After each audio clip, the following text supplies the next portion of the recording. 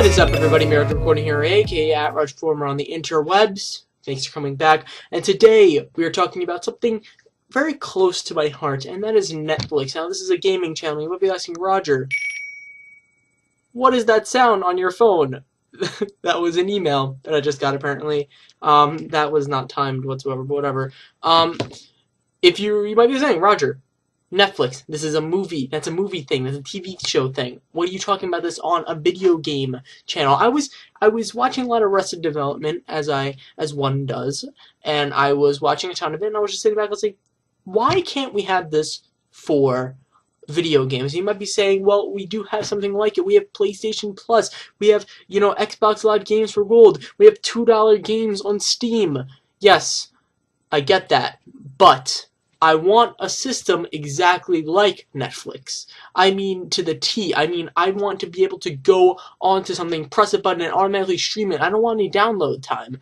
I want a streaming service. I want something that I can easily go into. I want a $10 a month bundle of hundreds and hundreds of games. How could that happen? I want this to happen. So I was thinking, how could this technically happen in the industry? So I went through, racked my brain, and I was like, okay, which companies could actually physically do this right now? Now, the first two companies that instantly come to my mind are PlayStation and Steam, Valve. Valve and PlayStation both have competitive systems that I think can easily make a Netflix-like system for streaming of video games and buying games and, renting them or whatever. But before I even get into that, I just want to give a quick shout out to OnLive, the service that started everything. This service is literally actually the kind of like the original Netflix for video games. I remember I subscribed to it back in the day. I was like a beta user, and I subscribed to it, and I got it, and I got it for a few months, and I played around with it, and it had Just Cause 2 and everything, and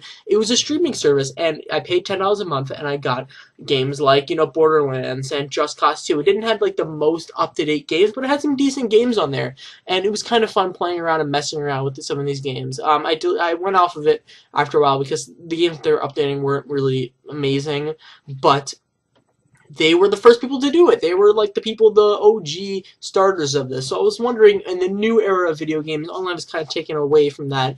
Who could do this? Now, PlayStation is easy choice because PlayStation already has PS Now, which is a home streaming service. They have to get their stuff together when it comes to that because the prices are awful, the streaming quality is really bad, and they really need to figure out what they're doing with that and the prices. But they can easily slap on a $10 a month streaming thing and say, hey, listen, play any of these games for $10 a month. That could work, like, instantly, and that could be the Netflix of video game industry. Like, that could totally be something.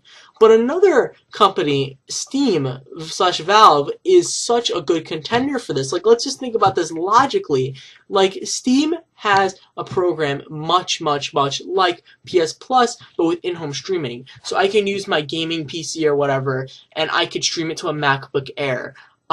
With minimal latency. They've gotten really good with this, right? They have a whole team of people, they have a whole team of investors working right on this and trying to figure out how to do the best in-home streaming. So if they broaden their spectrum and they try to branch out to other devices, having central computers inside of Valve that stream the game from there to you could totally work.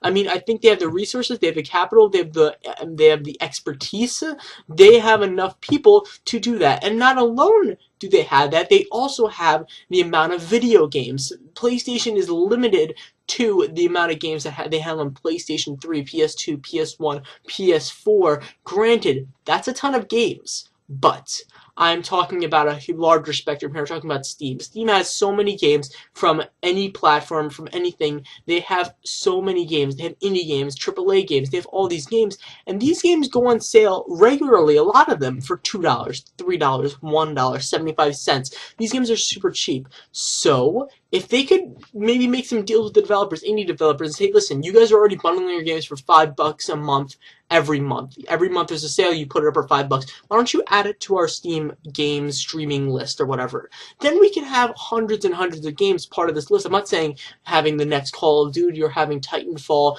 day one with all the DLC or whatever. No, I'm talking about like maybe a little bit older games, maybe a few months, or maybe when the new game comes out, the older game comes in. Like maybe Borderlands 2 pops on it, maybe Just Cause 2, maybe these games that are a little bit older pop on the list, but they're pretty recent games.